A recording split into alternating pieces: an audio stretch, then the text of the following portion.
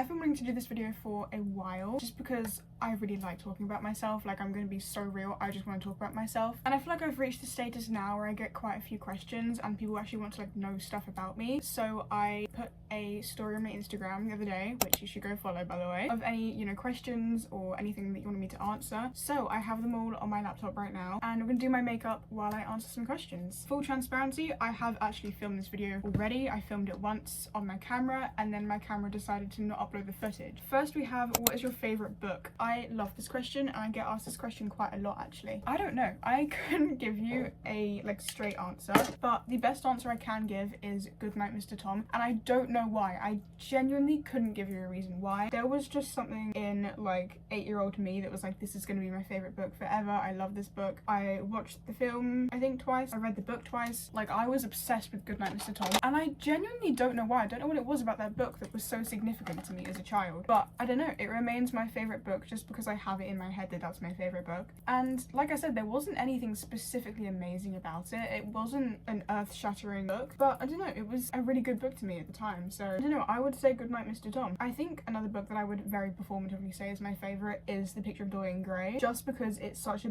beautifully written book. Like, genuinely the way that's written will stick with me forever. I could also more performatively say 1984 by George Orwell. Orwell? Who is George Orwell? George Orwell. I actually have a special edition of that book and I have always stuck by the fact that you don't need a special edition of a book. So it is fairly hypocritical that I did buy a special edition of it, but that book is like so significant to me and it's so important to me. It is the only special edition that I own because I was like, this is such an amazing book. So I think that one is more so my favourite than Goodnight Mr. Tom. And I have seen some criticism that the actual like political messaging of it isn't really that deep, and I would agree. I mean, it's not anything that I didn't already know, obviously, but I think it made me think about a lot of things. Like, I could talk for ages about what 1984 meant to me and like the and the like symbolism that was in it and how just, I don't know, just how good it was in the way that it really makes you think about things. Like, my annotations in that book were going crazy at the time. I'm gonna say 1984, but also truthfully Goodnight Mr. Tom is my favourite book. What's your favourite Phoebe Bridgers song? That's a very good question. I love how I talk about Phoebe Bridgers enough that it would make sense to have a favourite song. I don't realise until I like actually think about it how much I talk about like things I'm interested in. Like, if I find a new thing that I like, I will talk about it for the next like week straight. I was actually thinking about this when I got the question because I've been trying to decide what my answer actually is. I think it's a tie between Waiting Room, Georgia Lee and So Much Wine. I would have to say So Much Wine is probably my favourite just because it's like, it's the Christmas song for me. Like, I didn't even listen that much to like the traditional like British Christmas music last year. I just had So Much Wine on repeat. Like, So Much Wine, Day After Tomorrow, Merry Christmas, Please Don't Call. That was like all I was listening to in the entirety of December. I really love So Much Wine. Like, anyone I talked to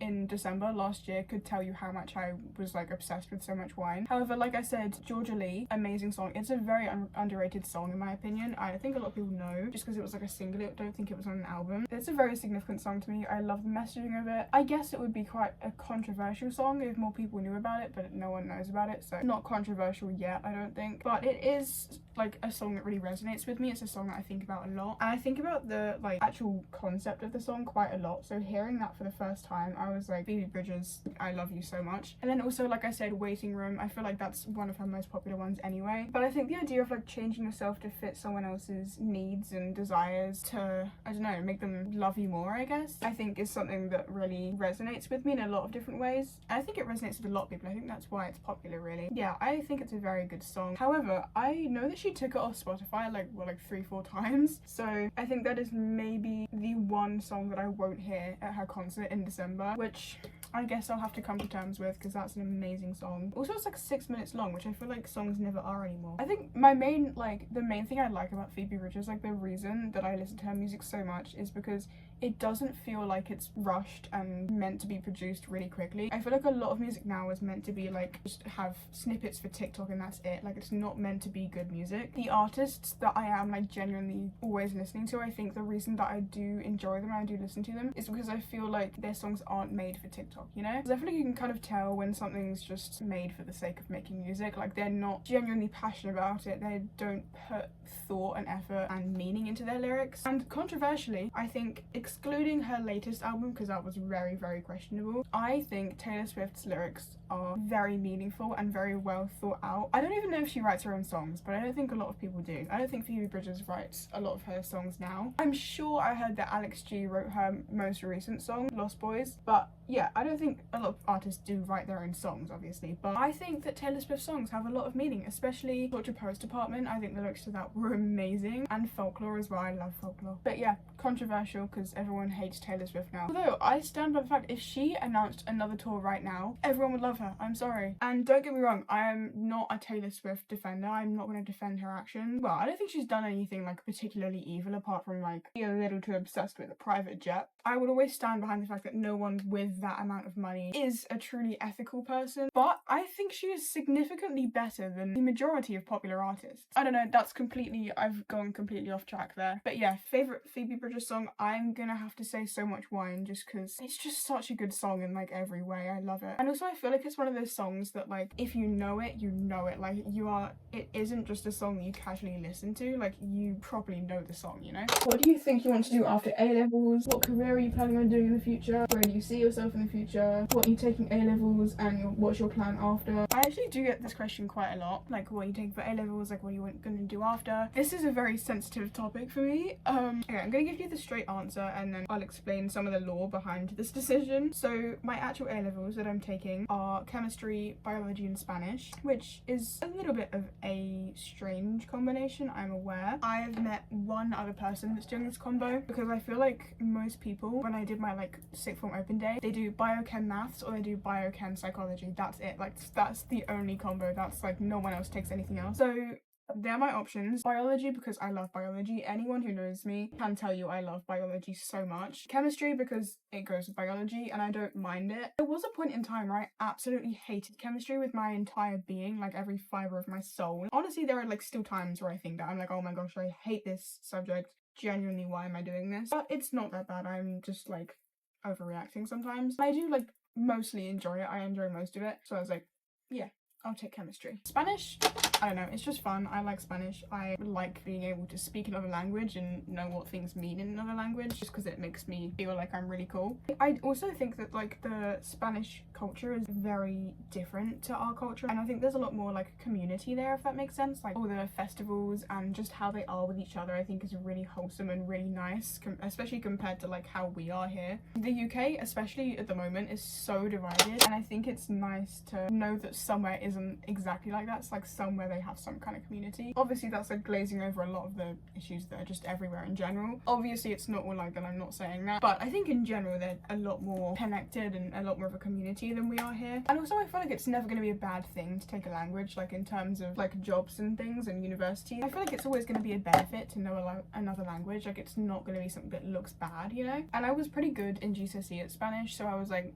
I might as well do it. So yeah, that was like a pretty big reason that I took Spanish, because I was just good at it. And also the other recommended subjects for like bio and chemistry were like maths and psychology. Maths, if you've been watching me for a while, you know I'm terrible at it. I hate it, can't do it. Like I just absolutely not. There's no chance I'm taking maths. In no universe would I be taking maths as an A-level. I was like, I don't want to do any of these, so what are my options really? I actually almost took history. That's how like desperate I was. I was like, what do I even do that's not gonna be just a random subject? Psychology, that's the whole thing. I think psychology is one of those things that everyone wants to do at some point. Like most people at some point have thought, oh, it'd be cool to study psychology because it is a really interesting subject just in general. And also I think I had that like general progression of like I'd had counselling, I'd had my own mental health things going on, and I was like, I want to help other people, I'm going to go into psychology. But because I was like, it's going to sound like I'm just bragging now, but because I was like good at some subjects, like I was like smart, I guess. I'm not super intelligent, like I'm not right up there, but I was like okay at things. So I had a lot of teachers and just people in general saying, don't want to do psychology, like that's not going to earn you money, it's not going to be a respected position, which I was fully aware of. Like I knew this anyway, but yeah, anytime I mentioned it, they were like, you shouldn't do that because like you can aim higher, you should aim higher. I even had set up for me, I had this like meeting set up with some, I think he was like a marketing person, I don't really know. He was earning a lot of money, that's all I know. And he said to me, you should take a maths degree. I don't want to take a maths degree. And the irony of it all was he said, what subjects do you enjoy? I I almost said biology because I love biology, obviously. And I said English. God forbid I enjoy English. God forbid I am like good at anything that isn't science or maths. And he looked at me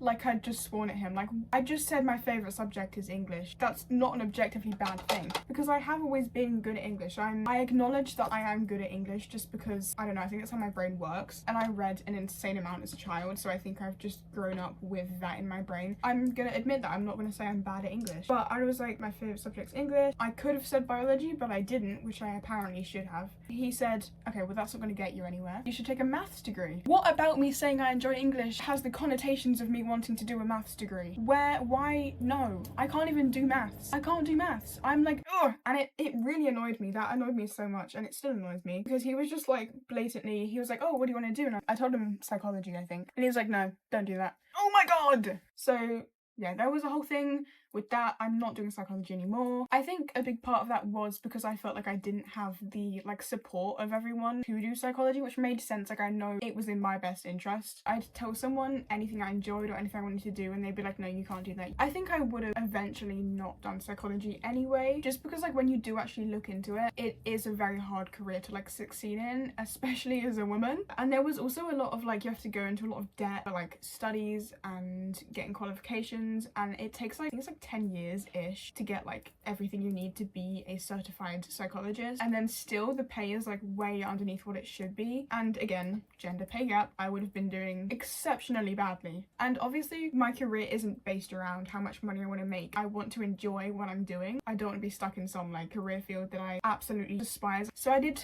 some research into what would actually maybe work, and I think something in like medicinal science or life sciences, I don't really know. I don't know the like general broad term for the entire field. Something in like science but medicine related, like drug development and research and things like that. People ask me like, do you want to work on a ward or in a lab, like with other people, by yourself?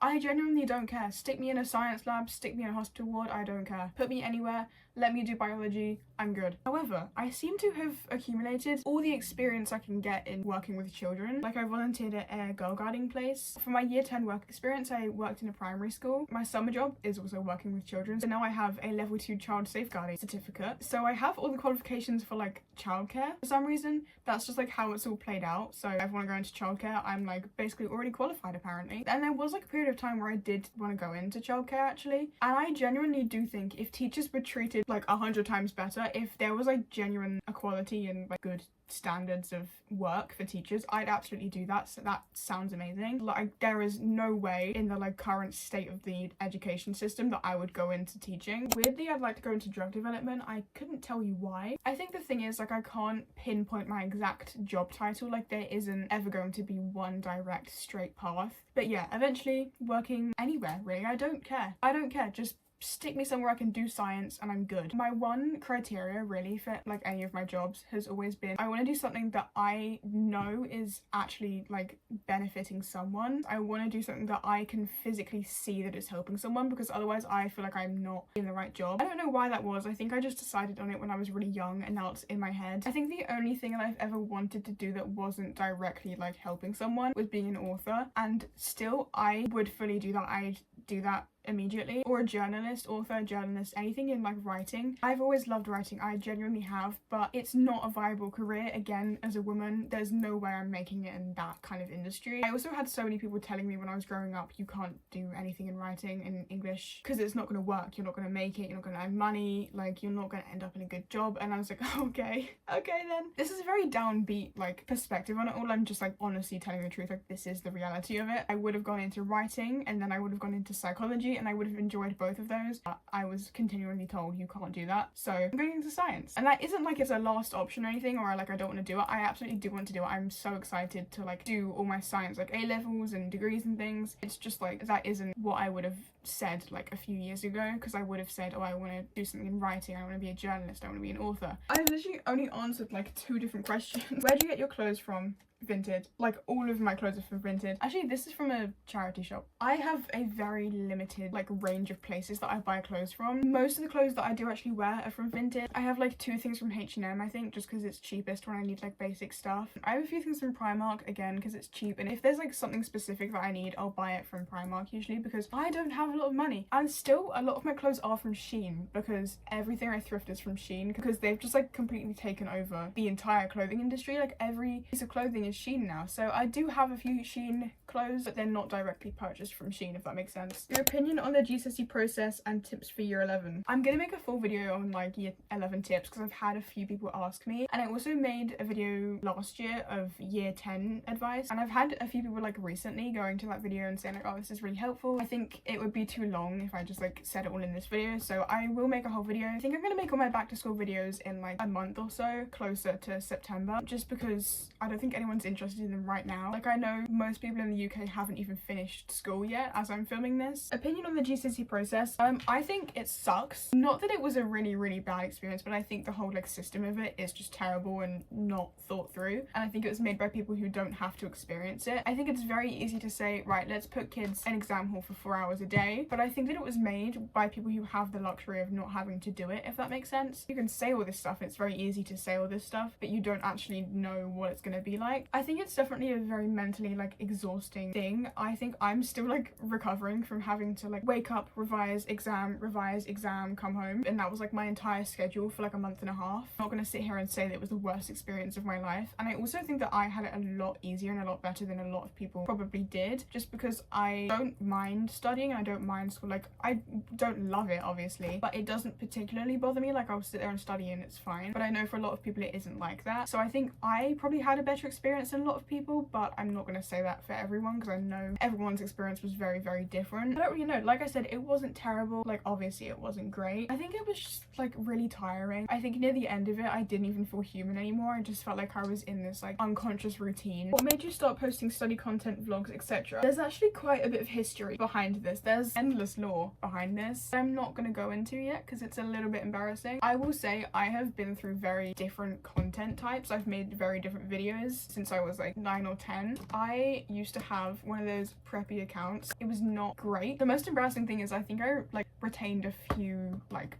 followers from that period, so I don't know how many of them are from that kind of content. I'm hoping none of them are here to remember that. My friend actually still has screenshots of like the videos I used to make, and I don't like knowing that someone has those. But I think the main thing that made me post like specifically the content that I do now with like vlogs and study videos and all that kind of stuff was I really like documenting things. Like, just in general, I'm a very sentimental like person. I refuse to get rid of anything just because I have really bad memory and I won't remember things. So I have like memory boxes in my wardrobe, I have junk journals on my shelf. So I just really wanted to document everything, and I even now I'll like go and rewatch videos from like year 9, year 10, and it's really interesting to see how much I've changed since then and how different a person I was. So yeah, I think that was my like main reason. Obviously I really enjoy it. It's like one of my favorite things ever to like film and edit videos. And also I think now that I have, honestly I don't have like a big platform, like relatively my platform is tiny, but I do have like somewhat of a community, and I have a few people that would always watch my videos, always like listen to me speak. I think that's really nice, and I think like the interactions that I have from people, like comments, I've been tagged in a few videos actually. I like sometimes I get mentioned. I get emails actually, which is really nice. Like, people will email me, oh, I really enjoyed your like videos during GCSE, or like this and this and this. I think that's really nice, and I think I also talked about this in my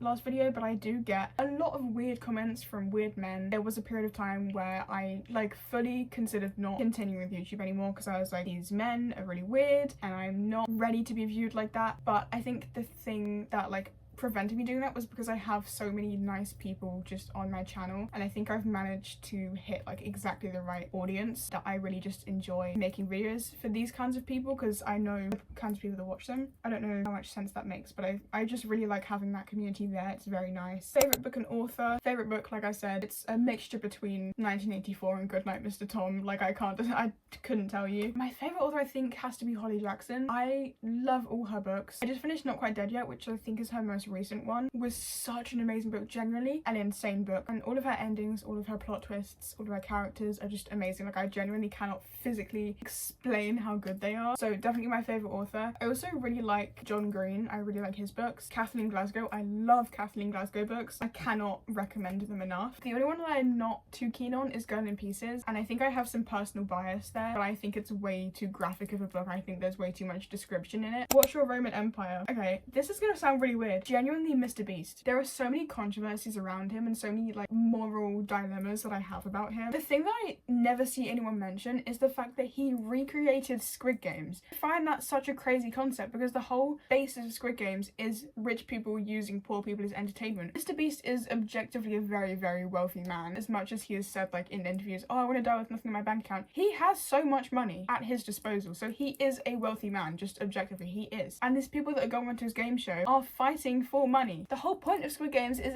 it's a dystopian series, and he's like, yeah, that sounds great, I'm gonna put that on YouTube. And I have even watched Squid Games. I haven't even watched the series, and I know that that's just such a strange thing to do and recreate and spend money on. So that was like when I was first like, this is a bit questionable, I don't know how I feel about him. Also, I think his content is like borderline exploitative. I think he's very much tiptoeing on that line of like being a philanthropist and helping people and making people like do insane things for money. Also, he last year promoted an AI program that genuinely, like no exaggeration, genuinely lets you steal people's thumbnails. You can take someone else's thumbnail, impose your face on it and post it. AI just lets you steal someone else's work, and it's based on like a lot of popular creators, and it will be like I don't know, like Ryan Trahan. It will take his thumbnail that he has most likely paid a thumbnail creator to make for him, and it will just change it so you can post it. You don't have to pay a real person. I don't see how you could promote that or like develop an app like that. That's just insane. Why would you do that ever? He's also been involved in some gambling controversies, some cryptocurrency scam controversies. I don't think he's a great guy. I really don't think that his heart is in the right place, and I think the fact that he was so determined to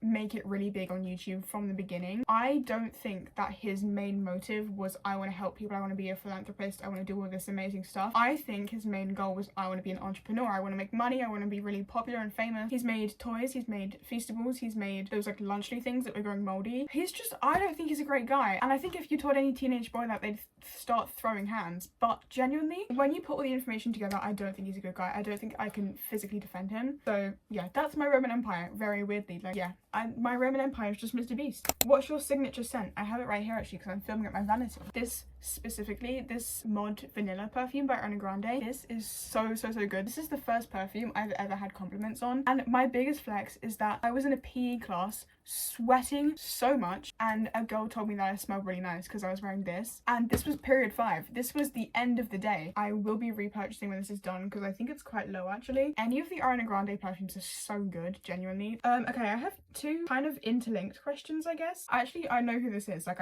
I've met this person. Why do you have 5k? And then, sorry, what I meant to say was, why do you have 5k on YouTube? First of all, I feel like the interpreted meaning is pretty obvious. I'm not gonna have 5k in the bank. It's obvious I have 5k on YouTube. I don't know how to answer this one. That's generally how YouTube works. I make videos, I get subscribers. That's the main premise of it. Favorite films and shows, and what changes are you looking forward to in starting 6th form? No, okay. I think my favorite film has to be We Live in Time. I love that film. I have a poster on my wall of We Live in Time. The first time I watched it was in London for some reason, and I watched it in a cinema, and I came out of the cinema and I was like, why did they do that? Why did that have to happen? Actually, if you've watched the film, this makes sense. I was making these like banana pancakes this morning. I cracked an egg, and I genuinely got flashbacks from the film. I think it's one of the only like recently made modern films that I do genuinely enjoy. I think a lot of films now aren't. There's no effort, there's no thought put into them. They just like stick a Hollywood actor in there. Like, you put The Rock in there, you put Zendaya in there, and saying that, like, We Live in Time, the main characters are literally Florence Pugh and Andrew Garfield. Like, obviously they are pretty big actors, but I think it's made in such a way that you forget that they are big actors, and it's just such an amazing film. My favorite show, I'm gonna have to say Superstore, just because I've rewatched it so many times. I love all the characters. I think the characters are maybe the best part. I'm a big fan of sitcoms with like 8-9 seasons. I think Brooklyn Nine-Nine and Superstore are like the last remaining remnants of good sitcoms. I haven't seen a good one since. When